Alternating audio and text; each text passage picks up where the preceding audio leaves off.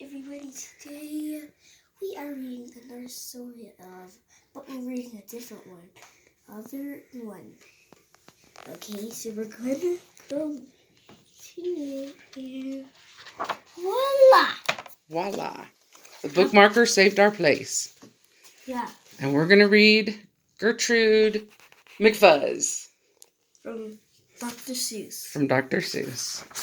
It was from Dr. Fuzz. Dr. Fuzz is funny. Look at the green tail. That's pretty neat. Okay. There once was a girl bird. You're not a girl bird. You're a boy. Named Gertrude McFuzz. And she had the smallest plain tail. All right, if we keep doing it, they can't hear the story. That there ever was. One droop feather. That's all that she had. And oh, that one feather made Gertrude so happy. Sad. Aww. She wanted more than one feather. She wanted 2 feathers. See? Look, 2 feathers. For there was another young bird that she knew, a fancy young birdie named Lola Liloo. And instead of 1 feather behind, she had 2. 1, 2. Poor Gertrude.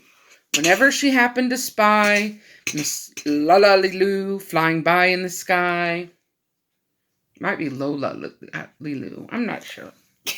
She got very jealous. She frowned and she pouted. Then one day she got awfully mad and she shouted, "This just isn't fair. I have 1. She has 2. I must have a tail just like her. Lola Liloo or Lola Liloo or however you want to pronounce it. But we're going to just do it however we feel. Stop. Its pages are stuck. They're stuck together. There we go. Here we go. So she flew to her uncle, a doctor named Dake, whose office was high in a tree by the lake, and she cried, "Uncle Doctor, oh please do you know of some kind of pill that will make my tail grow?" "Tut, tut," said the doctor, "such talk, how absurd! Your tail is just right for your kind of a bird." That's her uncle. I'm behind you. You're behind me. Then Gertrude had tantrums. Have you ever had a tantrum? Yeah, 40 times. 40? Yeah. She raised such a din that finally her uncle, the doctor, gave in. And he told her just where she could find such a pill.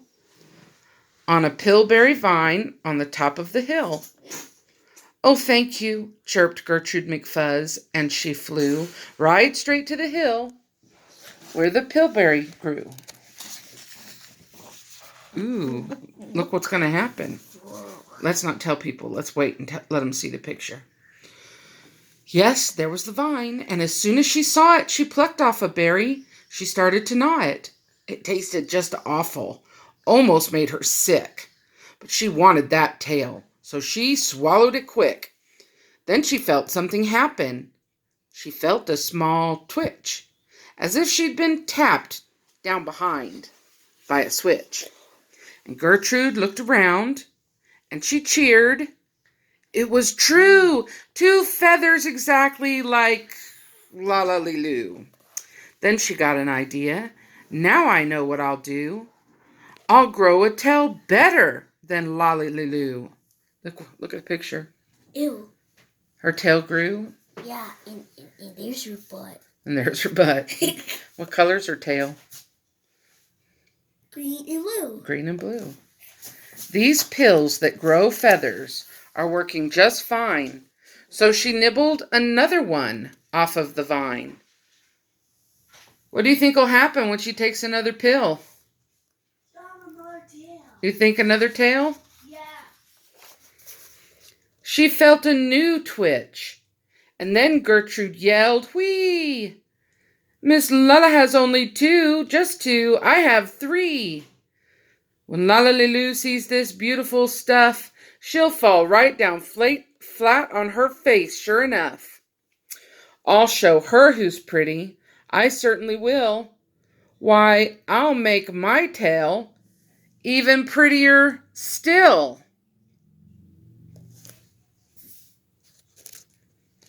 She snatched at those berries that grew on that vine. She gobbled down 4, 5, 6, 7, 8, 9. And she didn't stop eating young Gertrude McFuzz till she'd eaten 3 dozen. That's all that there was.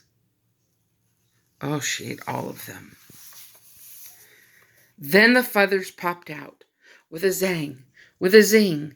They blossomed like flowers that bloom in the spring, all fit for a queen. What a sight to behold! They sparkled like diamonds and gumdrops and gold, like silk, like spaghetti, like satin, like lace. They burst out like rockets all over the place. They waved in the air, and they swished in the breeze, and some were as long as the branches of trees. And still they kept growing. They popped and they popped, till long about sundown, when finally they stopped. And now, giggled Gertrude, the next thing to do is to fly right straight home and show Lalalilu. And when Lala sees these, why, her face will grow red, and she'll let out a scream, and she'll fall right down dead. Then she spread out her wings to take off from the ground, but with all of those feathers, she weighed 90 pounds. She yanked and she pulled. She let out a squawk, but that bird couldn't fly, couldn't run, couldn't walk. And all that night, she was stuck on that hill. And Gertrude McFuzz might be stuck up there still, if her good Uncle Dake hadn't heard the girl yelp. He rushed to her rescue and brought along help. To lift Gertrude almost broke all their beaks, and to fly her home it took almost 2 weeks. And then it took almost another week more to pull out those feathers. My, Gertrude was sore. That's a lot of feathers.